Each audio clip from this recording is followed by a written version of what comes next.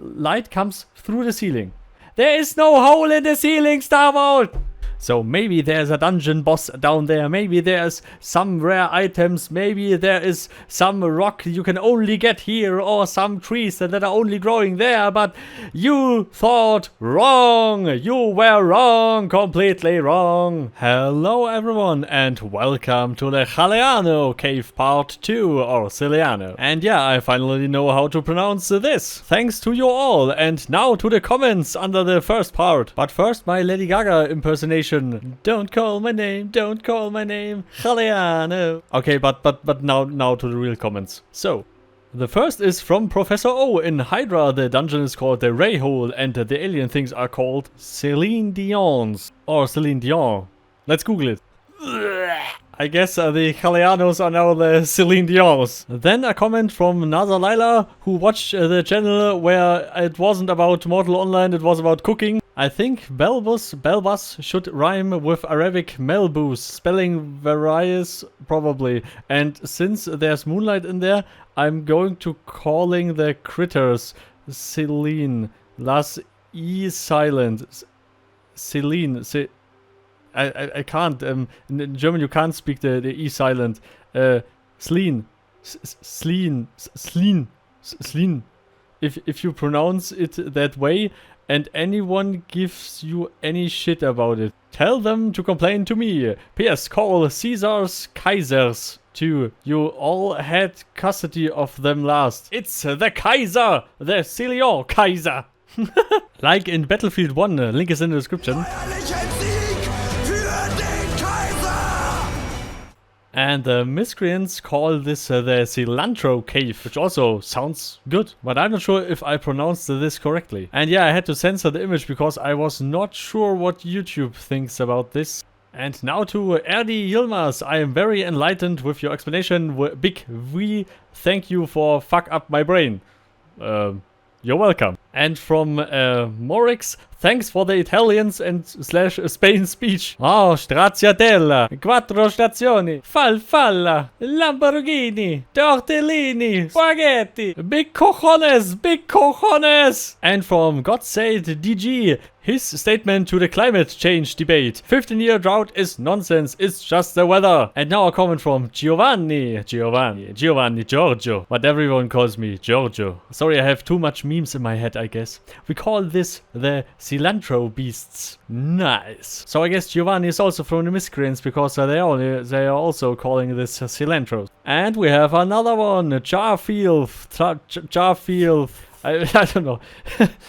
You're also calling this the Cilantros. So I guess it's now not the Celaeno or Calaeno or whatever cave. It's now the Cilantro Cave. You all have voted. Before we continue with our Cilantro Cave tour, a comment from Chase Reichert. I'm gonna play this on my iMac. And I'm like, does it work on a Mac? And yeah, I meant the game and also the video, because as a web developer, I fucking hate iMacs and all the Apple junk. But if it works for him, that's good. This cave is so massive and we are now nearly at the bottom of the cave. There's just one thing ahead here. And then we are at the bottom of the Cilantro Cave. I cut some of these fights out because they are taking ages, and and I don't like long videos. I mean, when I watch stuff on YouTube, and for example, I'm googling for, I don't know, for my Sony Vegas program, for example, how do I make a zoom in, or how do I make this and that, and then someone is making a video 20 minutes long about talking how to zoom in with a fucking camera and a fucking... Okay, I had to delete the last few sentences I was talking,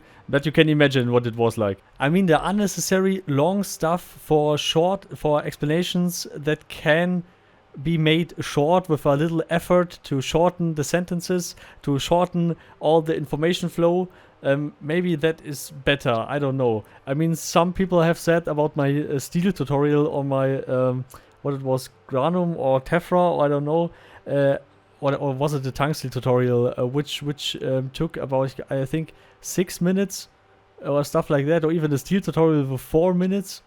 And I mean, the complete thing on how to make steel with no knowledge about how to extract or how to make steel. I really hate the very long videos because I don't know, my attention span is like 3 seconds, like a goldfish or something like that. I don't know. So here is the deepest point of the dungeon. And yeah, Starvolt did a great job here. I mean, look at this. It looks phenomenal. It looks wonderful. And it looks a little bit mystery. So maybe there's a dungeon boss down there. Maybe there's some rare items. Maybe there is some rock you can only get here. Or some trees that are only growing there. But you thought wrong. You were wrong. Completely wrong. In here is fucking nothing except the Celaenos, the Springboks, maybe some Dracon, a Salvia. And this was it. And Granum, of course. And fishes. And yeah, some trees and stuff like that. And a chest. Maybe a chest. If you're lucky. You can get the key and get to the chest. Maybe there's something in there. But last time it was empty. So I was fucking pissed. But that is normal in Immortal development. You just need years and time. Give the game more time. Give the developers more years. And stuff will work out. But the problem is, it feels more like you're still a beta tester to some stuff. But oh, this looks awesome. I mean, they really did a great job with the environment and with the lighting and stuff. But here comes the point. Light comes through the ceiling. There is no hole in the ceiling, Starvolt! These are the details. Is no one looking at the stuff they are doing or what? Yeah, I can understand. Maybe you were in a hurry. Maybe the guy who did this. Oh, here you can get onions, the yellow kappa. But yeah, the guy that was doing it maybe forget it, or maybe thought no one is watching at the ceiling anyway. Like in a shooter, for example, no one is looking at the ceiling in a shooter. Have you looked at Battlefield on the ceiling on stuff? It looks like shit. Of course, no one is looking there. Why would they? But in this cave, there comes light from the ceiling.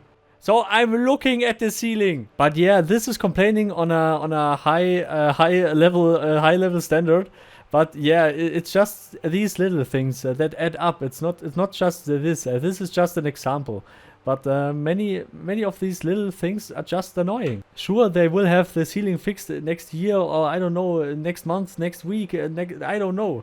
But the whole point is, if you really test it through, maybe make a public open test server that people can join there, see this, say, what the fuck, this looks off, can you do something about it? And Starvolt can do something about it, because then they now know. But yeah, we need a public test server. I mean, just for example, my broker is broken. I can only sell 2 items in total. I tried to explain this to the GMs, that I have the problem that I have so many buy orders in there that are invisible, so they can't be fulfilled ever. I was telling this to the GMs and they said, yeah, you just have to wait until it comes back. Nice. But more to this in another video. I guess this will be the next video, because that really bothers me. No, I'm not complaining about Starvolt or Starvolt's work at some point.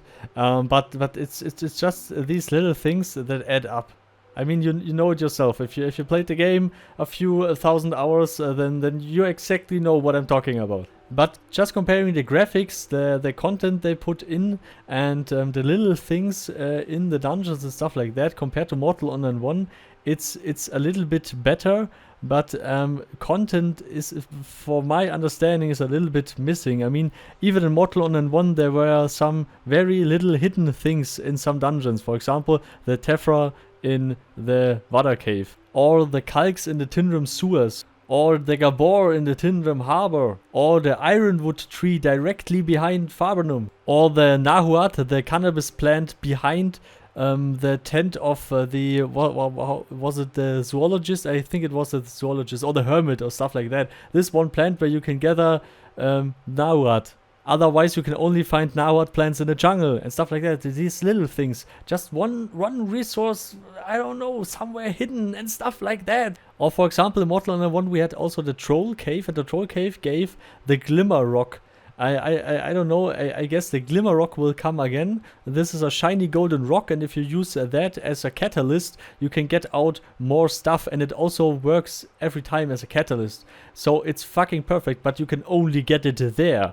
Like for example, the Blast Furnace. The Blast Furnace is in Galkor, and you can only use it there. And stuff like this is missing. Sure, they have much to do and a lot to do with many other shit. But these little things add a lot to the gameplay value. Or maybe a crocodile down here, or maybe some sea creature in there, or I don't know, something. So I will cut this here, and the way back up is the same way we came down, but here just for the lols. And one thing Henrik said is there will be small animals like snakes, scorpions and stuff like that, and many other stuff that you can also hunt. So it's basically yeah, it is just a normal animal. It's not a particular or not a client effect and stuff like that. And this is awesome. And what also would be awesome is our insects client side. This would add a lot more immersion to these caves and to the jungle and to many other areas in the game. So I really hope they will implement the little animals anytime soon. Or effects to get more of the stuff like in the Tinram Garden, for example. The Tinram Garden with all the leaves falling down and some of the insects are swarming there and stuff like that. This is completely missing in the rest of the world. And yeah, here is Drakon flying. You know, Drakon, you can gather this for your H potions. So all in all, the Cilantro Cave is a very awesome experience. I mean, it's fucking beautiful. It's fucking beautiful. And it's huge. It's really, really huge. And you can easily get lost in there and maybe get killed by the cilantros. And yeah, here I thought here would be something. Maybe a vendor would be awesome here, an NPC or a little hut, or I don't know.